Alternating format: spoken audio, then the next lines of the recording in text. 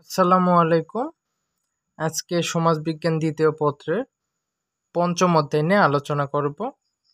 HSC 25 ব্যাচের জন্য সম্পূর্ণ সাজেশান ও বিস্তারিত যতগুলো ব্যাচ রয়েছে তোমাদের জন্য পূর্ণাঙ্গ সাজেশান, ছোট্ট একটু ক্লাস তোমরা সকলে মনোযোগ সহকারে করবে, দরকার হলে 2x দিয়ে আবার করবা।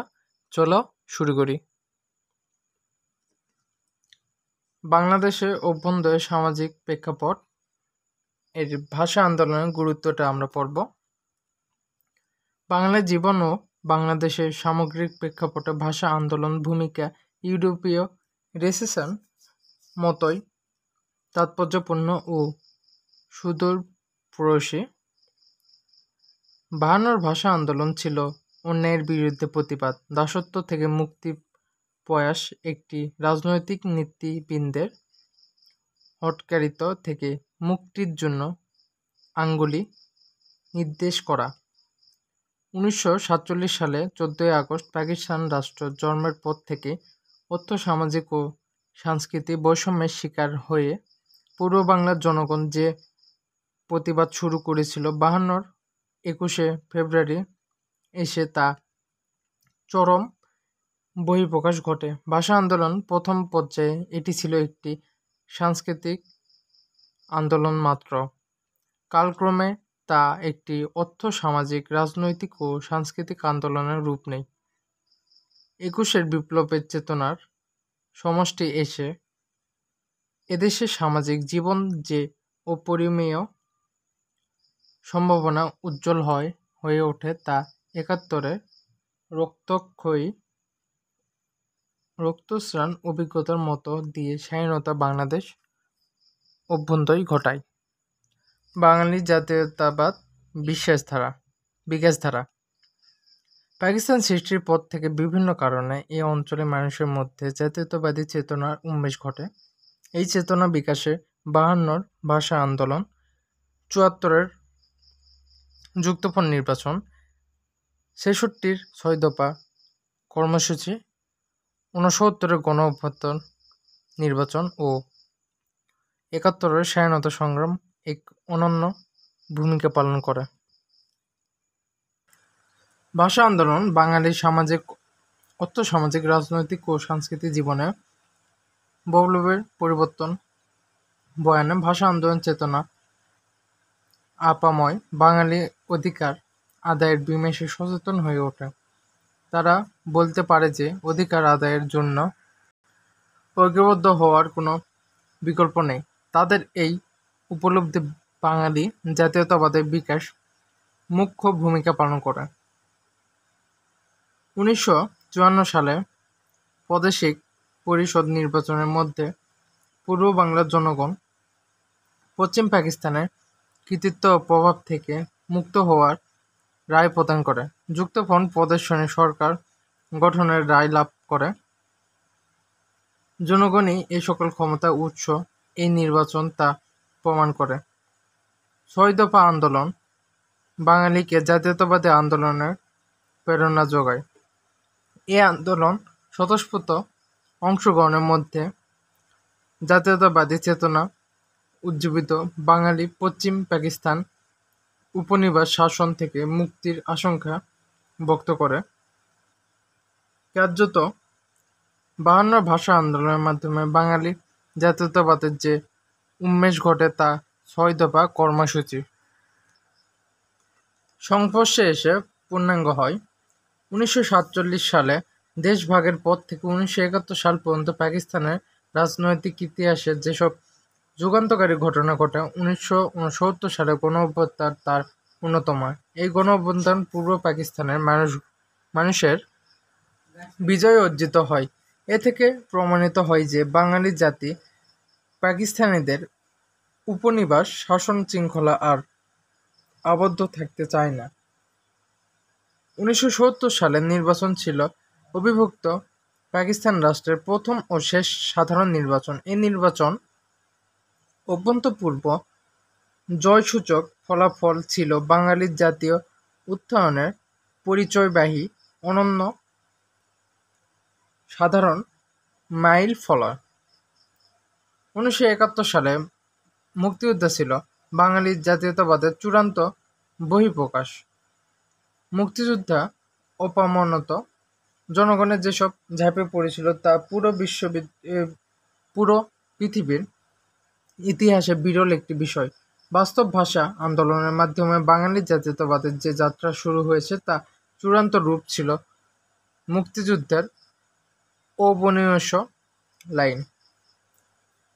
পূর্ব ও পশ্চিম পাকিস্তানের জন্য অর্থ-সামাজিক বৈষম্যের প্রভাব। পাকিস্তানের ২৪ বছর ইতিহাসে পূর্ব পাকিস্তান পশ্চিম পাকিস্তানের অভ্যন্তরীণ উপনিবেশ পরিণত হয়েছিল। এই সময় সমাজ ও রাষ্ট্রের জীবন এমন কোনো ক্ষেত্র ছিল না যেখানে পূর্ব পাকিস্তান বৈষম্য শিকার হয়নি। উদাহরণ হিসেবে বলা যায়, অর্থনৈতিক ক্ষেত্রে ৫০-এর দশকের শুরু থেকে পূর্ব পাকিস্তানের প্রতি বৈষম্যমূলক নীতি অনুসরণ করা হয় এবং ৬০-এর দশকে তা অব্যাহত থাকে। ফলে ১৯৪৯ থেকে ৫০-এর ১৯৬৯ থেকে ৭০-এর মধ্যে পশ্চিম পাকিস্তানের জিডিপি অধিকাংশের তুলনায় লক্ষণীয়ভাবে এবং দ্রুতগতিতে বৃদ্ধি পায়। অর্থনৈতিক এই শোষণকে আরও পাকাপোক্ত করা হয়েছে অন্যান্য কিছু উপায়ে, যেমন দেশরক্ষা বাহিনীর ৩টি সদর দপ্তর ছিল পশ্চিম পাকিস্তানে, এমনকি অস্ত্র কারখানাগুলোও দেশরক্ষা বাহিনীর চাকরি ছিল পশ্চিম পাকিস্তানের একচেটিয়া দখলে। ১৯৬০ থেকে ১৯৬৯ সাল পর্যন্ত কেন্দ্রীয় বাজেট ৫৬% প্রতিরক্ষা খাতে ব্যয় করা হয়, অথচ এর মাত্র ১০% পূর্ব বাংলার ব্যয় করা হয়, যদিও পূর্ব পাকিস্তান অধিকাংশ কর প্রদান করত। অর্থনৈতিক শোষণ পাশাপাশি পূর্ব পাকিস্তানের প্রশাসনিক বঞ্চনা ইতিহাসে নেহায়েত কম নয়। সরকারি দপ্তরগুলোকে পশ্চিম বাংলার প্রতিনিধিত্ব আশঙ্কাজনক হারে কম ছিল। সাংস্কৃতিক ক্ষেত্রে পাকিস্তানের উভয় অংশের মধ্যে প্রবল দ্বন্দ্ব লক্ষ্য করা যায়। পাকিস্তান রাষ্ট্রের প্রতিষ্ঠাতা মুহাম্মদ আলী জিন্নাহ যখন উর্দুকে বাংলা বদলে পাকিস্তানের একমাত্র রাষ্ট্রভাষা করতে চেয়েছিল, তখন পূর্ব পাকিস্তানের ছাত্ররা জোর আপত্তি জানায়। পরবর্তী রক্তাক্ত আন্দোলনের মাধ্যমে বাংলা অন্যতম রাষ্ট্রভাষা হয়ে ততদিন ভাষাভিত্তিক জাতীয়তাবাদ অনেক দূর এগিয়ে যায়। অখণ্ড পাকিস্তানের ইতিহাসের সমগ্র সময়তে বাঙালিদের তেমন কোনো ভূমিকা পালন করতে দেওয়া হয়নি। রাষ্ট্রীয় ক্ষমতার প্রধান উৎস রাষ্ট্রপতি, অর্থমন্ত্রী, আমলাতন্ত্র ও সামরিক বাহিনীর প্রধান দল থেকে বাঙালিদের বঞ্চিত করা হয়।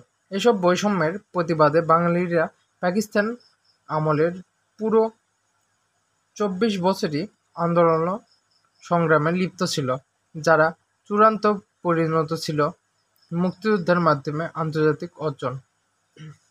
এরপর আমরা পড়ব বাংলাদেশের অন্তর্দয়ে ছাত্র ৬ দফা, ৬৯ গণ অভ্যুত্থান ও ৭০ নির্বাচন, সামাজিক গুরুত্ব। বাংলাদেশের অভ্যুদয়ের পেছনে যে সকল ঘটনা সামাজিকভাবে ভূমিকা রেখেছে তার মধ্যে ১৬৬৬ সালে ৬ দফা, ৬৯ গণ অভ্যুত্থান ও ৭০ নির্বাচন গুরুত্ব ছিল অপরিসীম। বঙ্গবন্ধু শেখ মুজিবুর রহমান কর্তৃক প্রণীত ৬ দফা দাবি মুক্তিযুদ্ধ তথা বাঙালির অধিকার আদায়ের ইতিহাস মুক্তি সনদ হিসাবে পরিচিত। পাকিস্তান রাষ্ট্রের পূর্ব পাকিস্তানের সমস্যা প্রকৃতি ছিল জাতিসত্তাগত। এটি যথাযথভাবে নিশ্চিত করে বাঙালির সবচেয়ে বড় রাজনৈতিক দল আওয়ামী লীগের নেতা বঙ্গবন্ধু শেখ মুজিবুর রহমান ৬ দফা কর্মসূচি ঘোষণা করেন। ৬ দফা ছিল পূর্ব পাকিস্তান বাঙালিদের সব রকম অর্থনৈতিক শোষণ, বঞ্চনা এবং নিপীড়ন থেকে মুক্তি করা অসাধারণ দলিল। এসব দাবি দ্রুত বাঙালি জাতির মধ্যে জাতীয় মুক্তির জন্য নবচেতনা জাগিয়ে তোলে। পাকিস্তানের সরকার ও পশ্চিম পাকিস্তানের এলিট শ্রেণী ৬ দফা পাকিস্তান ভাঙ্গার অস্ত্র হিসেবে দেখিয়েছেন এবং সেভাবেই প্রতিক্রিয়া ব্যক্ত করেছেন। এর ফলে বাংলাদেশের স্বাধীনতা অপরিহার্য হয়ে ওঠে। বাংলাদেশের ইতিহাসে ১৯৬৯ সালে গণঅভ্যুত্থান এক আবিষ্কৃত ঘটনা। ১৯৬৯ সালে জানুয়ারির প্রথম ভাগ পূর্ব পাকিস্তানের ছাত্রলীগ, ছাত্র ইউনিয়নের ২টি দল এবং জাতীয় ছাত্র ফেডারেশন একাংশে ঐক্যবদ্ধ হয়ে একটি সর্বদলীয় ছাত্র সংগ্রাম পরিষদ গঠন করে। এই সংগ্রাম পরিষদ ১৯৬৯ সালে ১৮ জানুয়ারি ১১ দফা কার্যসূচি ঘোষণার মধ্য দিয়ে আইয়ুব বিরোধী আন্দোলন শুরু করে। ক্রমানুসারে এই আন্দোলন একটি গণ-অভ্যুত্থানে পরিণত হয়। এই আন্দোলনের কারণে আইয়ুব খান পদত্যাগ করতে বাধ্য হয়। বাঙালিরা যে আর কোনোভাবেই পশ্চিম পাকিস্তানের অধীনে থাকতে ইচ্ছুক না, তা ৬৯-এর গণ-অভ্যুত্থানের মাধ্যমে প্রমাণ করা হয়েছে। ৬৯ সালে নির্বাচন ছিল অভ্যন্তরে পাকিস্তানের রাষ্ট্রের প্রথম ও শেষ সাধারণ নির্বাচন। এই নির্বাচন অন্তর্ভুক্ত জয়সূচি ফলাফল ছিল বাঙালি জাতির উন্মেষের পরিবাহী অন্যান্য সাধারণ মাইলফলক। পাকিস্তানের শাসনের নির্বাচনের ফলাফল মেনে না নেওয়ায় পাকিস্তান ও ক্রান্তিকালে উপনীত হয় এবং জেনারেল আইয়ুব পতনের পর জেনারেল ইয়াহিয়া ক্ষমতা আরোহণ, নির্বাচনের প্রস্তুতি, আইনগত কাঠামো, আদেশ জারি, আওয়ামী লীগের অভূতপূর্ব নির্বাচন সাফল্য, একই গুরুত্ব ও তাৎপর্য ইত্যাদি বাঙালিদের একটি জাতিরক্ষা প্রতিষ্ঠান একটি পর্যায়। বাস্তব ১৯৭০ সালে সাধারণ নির্বাচনে পূর্ব ও পশ্চিম পাকিস্তানের মধ্যে সরকারি প্রতিনিধিত্ব রূপ নেয়। নির্বাচনের ফলাফল যুক্ত পাকিস্তানের আনুষ্ঠানিক মৃত্যুবার্তা ঘোষণা করে। এরপর দেখবো লাস্ট টপিক আমাদের বাঙালি জাতীয়তাবাদে বিকাশ, বঙ্গবন্ধুর ভূমিকা। ৫২ ভাষা আন্দোলন থেকে ৬ দফা, ৬৯-এর গণঅভ্যুত্থান, ৭০-এর নির্বাচন ও সর্বশেষ বাংলাদেশের মুক্তিযুদ্ধে বঙ্গবন্ধু শেখ মুজিবুর রহমান সবচেয়ে গুরুত্বপূর্ণ ভূমিকা পালন করেন। ৫০-এর দশকের বাংলাদেশের স্বাধীনতা, বাংলার অন্তর্নিয়ন্ত্রণ অধিকার, স্বায়ত্তশাসন, বাংলা ভাষা মর্যাদা, বাঙালি জাতীয়তাবাদ, এমনকি বাংলা শব্দবিশিষ্ট নাম নিয়ে পর্যন্ত বঙ্গবন্ধু শেখ মুজিবুর রহমান ছিলেন বরাবরই উচ্চকণ্ঠ। তিনি এই প্রশ্নে ন্যূনতম ছাড় দেওয়ার প্রশ্নই ছিলেন উন্মেষহীন।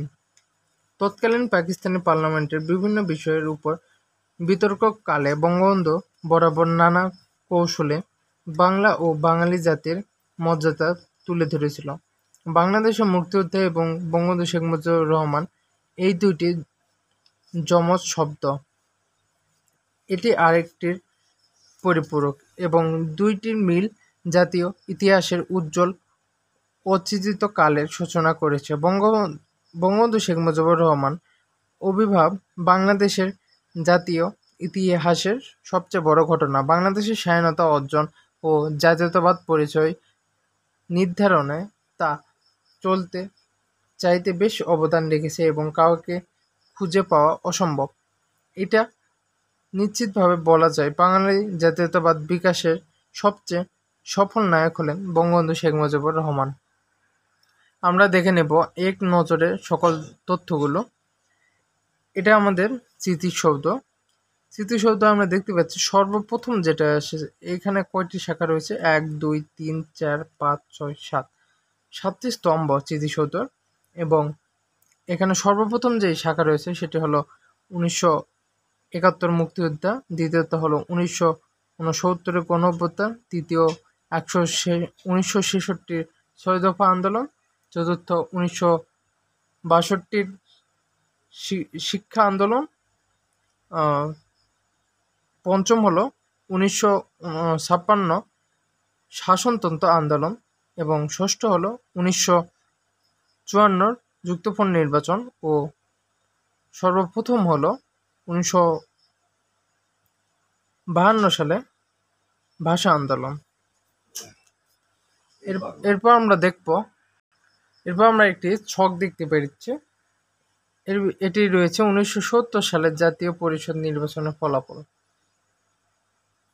এখানে দল রয়েছে, সাধারণ আসন, সংরক্ষিত মহিলা আসন ও মোট তালিকা।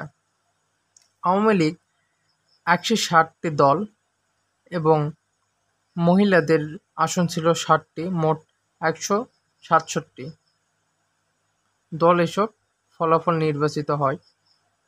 তারপর পিপলস পার্টি 83, মহিলা আসন 5টি, মোট 88। নাব ওয়ালি 6টি আসন লাভ করে এবং মহিলা 1টি, মোট 60টি। নাব ভাসানী একটিও জয়লাভ করে না, মহিলাও একটি জয়লাভ করে না। জাতীয় লীগও একই রকম, একটিও লাভ করে না, মহিলা ও সাধারণ আসন। মুসলিম লীগ কাউন্সিলর করে 60টি, মহিলা 0, মোট 60টি জয়। মুসলিম লীগ আরেকটি কাইউম 9টি আসন লাভ করে, মহিলা আসন 0টি। মুসলিম লীগ কনফেডারেশন আসন লাভ করে 2টি এবং মহিলা 0। পাকিস্তান ডেমোক্রেটিক পার্টি 1টি লাভ করে। এরপর আমরা দেখব কৃষক শ্রমিক পার্টি, ইসলামী গণতন্ত্র দল, পাকিস্তানি দারস সংঘ, পাকিস্তানি নিজামী ইসলাম, পাকিস্তানি ন্যাশনাল কংগ্রেস।